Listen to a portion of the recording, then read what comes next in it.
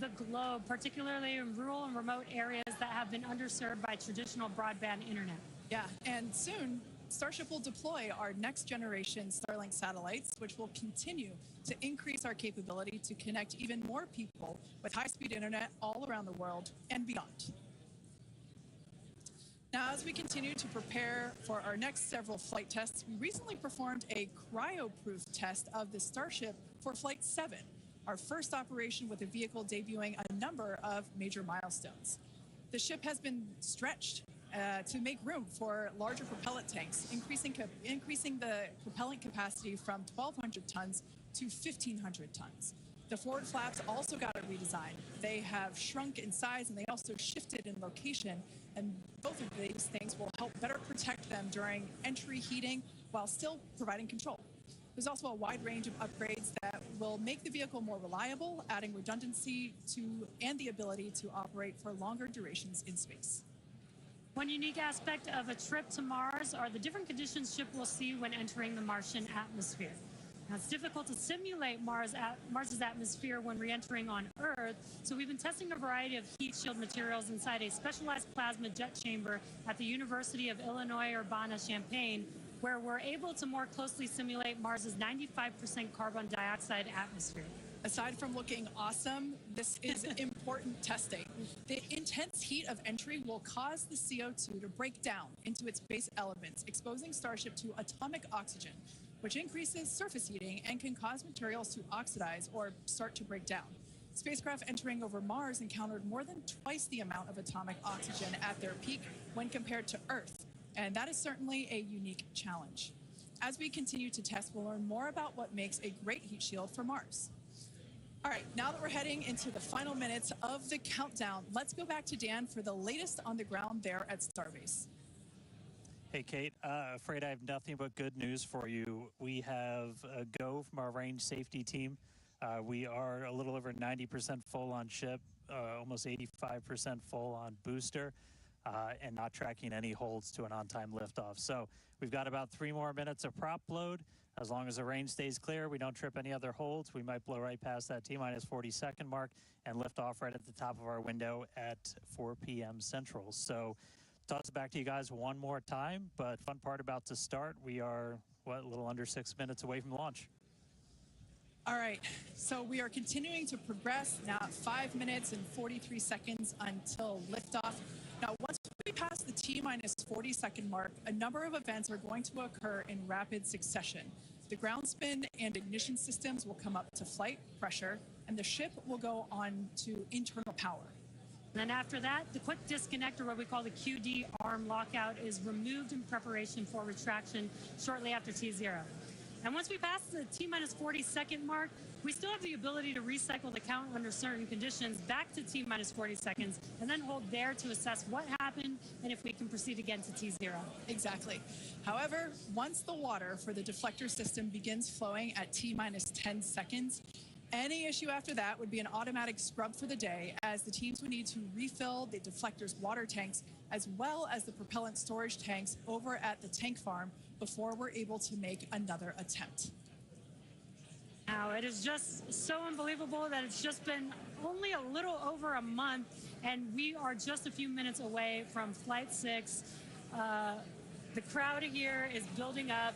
We've got a much larger crowd here than when we were launching at 4 or 5 in the morning out here. So very exciting to have an afternoon launch, to have all the employees here. Exactly. Now, just as a reminder, that T-minus 40-second hold, if we opt to use it, everything is still potentially go for launch. So nothing to be worried about there. At that point, basically up until T-minus 40 seconds, all aborts are just holds. This would allow the team to wait for final checkouts to assess propellant levels, engines, avionics, vehicle pressurization, range, weather. Occasionally we've had shrimp boats lingering in the past, but that doesn't sound like that is the case today. Yeah, not today. No shrimp boats, which is great. Everything so far is looking good. We're getting really excited here, just a few minutes away. We're going to go back, send it over to Dan in Starbase. How's it going, Dan? It is still going great, just coming up on about 3.5 minutes away, so we should be done with our prop load on ship momentarily. Then about 30 seconds later, we'll close out on booster. Our flight control team on board, or in the building just behind me, not on board. Some of them might wish they were on board. Flight control team in the building behind me, they're going to have a lot of work to do right after we lift off, as we still have a lot of manual checks that happen on the tower prior to the flight director, who's going to be Tristan Pierce again today, giving a manual command to bring the booster back to the launch site. And the tower did just incredibly well on the last flight. We didn't lose any of our required redundancy for a catch, so we're hoping to see that again today. A lot of the team, really putting armor on the tower, making all of those things work, played a huge role in making that catch possible, and looking forward to hopefully seeing that happen again. And of course, sending our first payload to space. You can see the banana. It's very tightly secured, but I assure you it does have some room to float around. So once we're in a zero gravity environment, we should see our first Starship zero gravity indicator putting on a little bit of a show. And that's looking right in. That's where we're going to have Starlinks. That's our PEZ deployer. So getting its ride to space. So coming up on about 2.5 minutes, we are closing out on all of our prop load. Yep, just heard that our fill drains are starting to close, so that means we're no longer going to be flowing propellant into the booster and the ship. We're going to do what's called pushbacks. So all of that propellant in the ground systems is going to get pushed back to the tanks, clear out everything around the pad right before we light those 33 engines and take off. Just quick reminder, you're going to see fire start at the bottom. You're going to see the deflector start at about 10 seconds before launch. Lots of water to help dissipate all that heat, all that sound. And then the engine's starting up in 3 different groups. And then about a second after T0, we should see liftoff. About 2.5 minutes into the flight, a little bit longer, we'll see hot staging.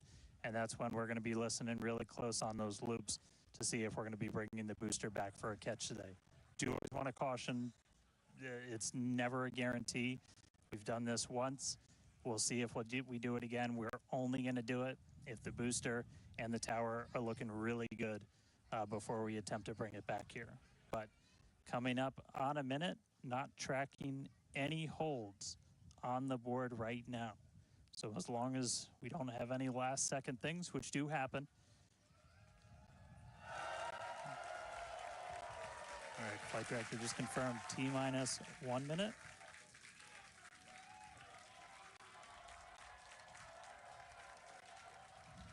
Key moment to look at in 10 seconds, that T-minus 40.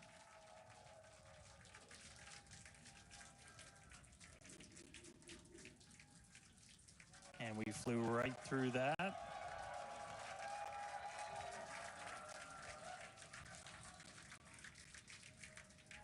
Flight directors go for launch. All right, we're now T-minus 20 seconds until liftoff of Starship Flight 6. This will mark our second attempt to catch the Super Heavy booster at the launch tower, as well as 10, 9, 8, 7, 6, 5, 4, 3, 2, 1.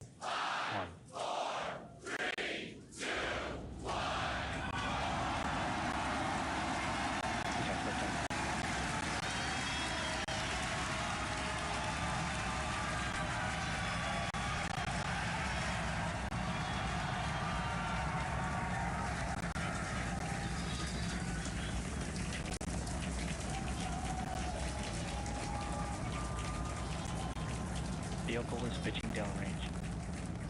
Booster Raptor, chamber pressure nominal.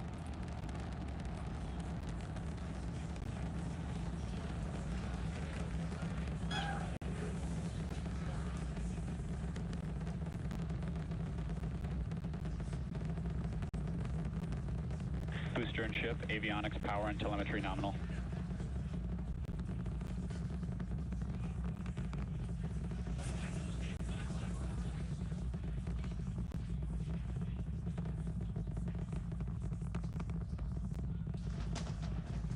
All right, we're just a little over a minute maximum into flight. dynamic pressure. We're about 6 miles away, so all the sound's still hitting us here. Hearing good call-outs that power telemetry nominal, that's flying straight and true. We do see all 33 Raptor engines lit up on telemetry screens. At this point, we've passed through that point of maximum aerodynamic pressure, that max Q. Now, coming up in just a little over a minute from now is going to be hot staging. So we're going to see the 6 engines on the ship ignite while still attached to the booster. Just before that, we'll see all but 3 center engines on the booster shut down. And what we call MECO, it's most engines cut off instead of main engine. And so while we continue to watch it go up, a lot of our flight controllers looking at all the systems around the tower. Again, we have to send a manual command. Just about 30 seconds away from hot staging.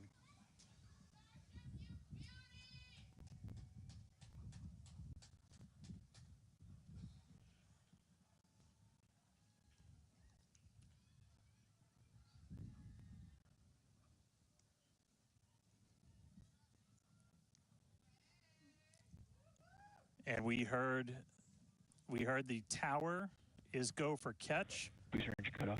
The return flag is set for true. Ship engine start up. Stage separation. All right, hot staging confirmed. 6 out of 6 lit on the ship. Booster boost back going. We heard that we are go for catch. Kate, Jesse, take the views. Hopefully I got a booster coming home real soon. Wow, from our view here, Dan, great views of planet Earth behind that super heavy booster. Right now it is performing the Ship boost back burn. Phenomenal. Good news there, telling us that the pressures inside the ship are good. That is the second stage, or the upper portion of the vehicle. Follow along with the telemetry on the bottom of your screen. Yeah, booster is currently, super heavy is currently in its boost back burn. This boost back burn, Avionics, power, and telemetry nominal.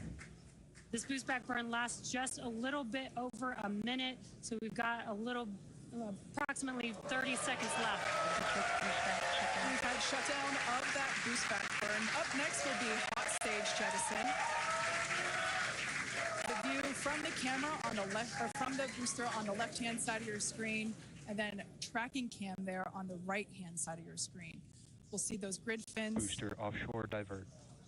And we can also see that the hot stage has been jettisoned. Yes, visual confirmation of that there on your screen, which is great. Now the next Starship is following a nominal trajectory. The next step for booster is going into that landing burn. Again, it'll light up 13 of those engines and then pare down to 3 engines right before booster catch. All right, now just real quick, we did hear the call out, booster offshore divert. Unfortunately, that means that we are no-go for the catch. As we said before, both the tower and the vehicle, as well as the operators on console, have been actively evaluating the commit criteria for that return to the launch tower. And unfortunately, we did not have a pass on those commit criteria. So we are no-go for tower catch.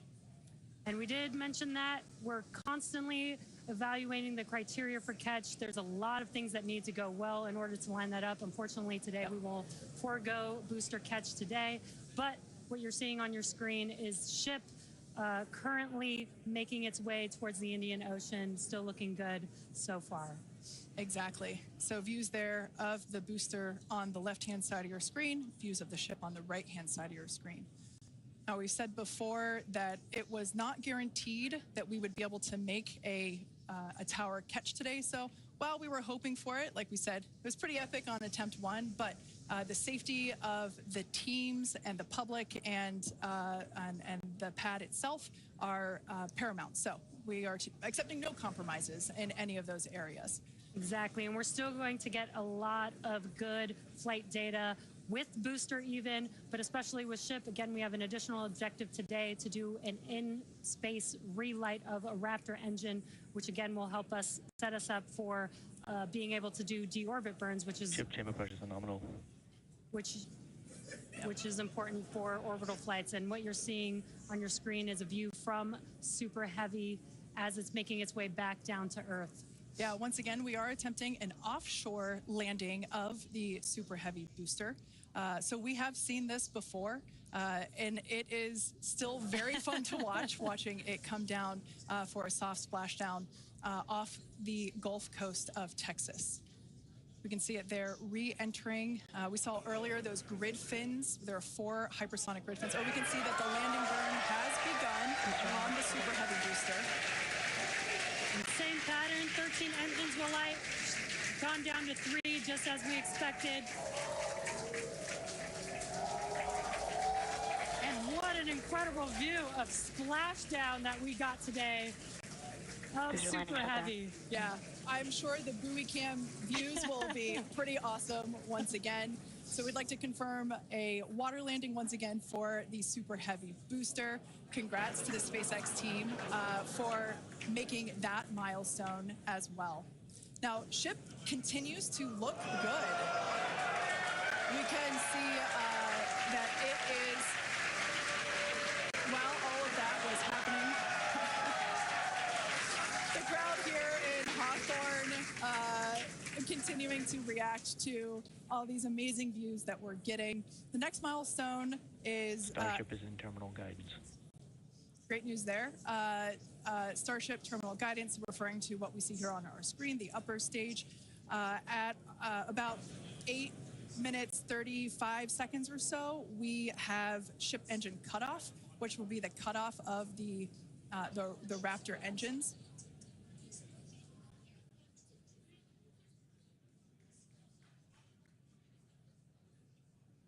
We can see on our screen ship giving us some incredible views brought to us by Starlink.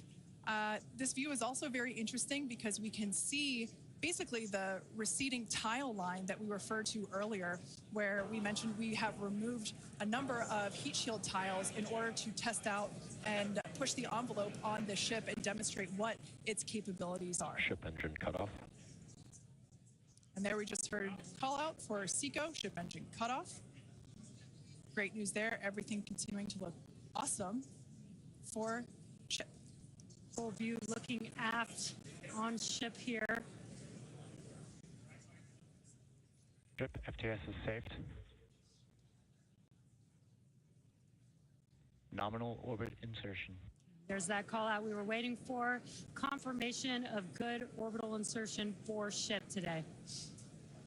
It has been a very exciting afternoon so far. We'd like to send it back over to Dan, who can give us that live view experience. Dan, once again, are you okay after witnessing another Starship launch? Yeah, totally fine. You guys have to be jealous. This is the only way to do this. This is fantastic. No, it was really cool to see it lift off 33 out of 33. Didn't go for the booster catch today. Initially, we were good, and then we tripped a commit criteria and did the offshore divert. So we went and did that water landing, as everybody saw. We'll dig into it a little bit more, but again, we've done it once, we've now done it twice. We're going to keep trying to do it, as this is just a core capability of Starship and what's going to make it so incredible. There's a lot left. We're just about almost 10 minutes into this flight, so about 50 plus minutes still to go. Ship nominal orbit, so it's on its way around the planet. It's going to attempt to do an in-space burn. We're going to light one of those Raptor engines, the sea level ones in the middle, just to help demonstrate that we can relight in that microgravity environment. Really critical for deorbit burns as we start to do some orbital missions in the not too distant future. And then following that, we'll see a ship entry, maybe a splashdown. As you guys said, we're really going to be pushing ship on this one. We're pretty much intentionally putting it in places where we expect it might not do so great, and all that's to try and help us learn, see if we were a little too conservative, and then maybe that opens up more capability for when we start catching them. But I'll check back in with everybody in a little bit. I'm going to tune in and watch the ship fly around planet Earth, and hopefully we see it re-entering in the not too distant future. Back over to you guys. Thanks, Dan.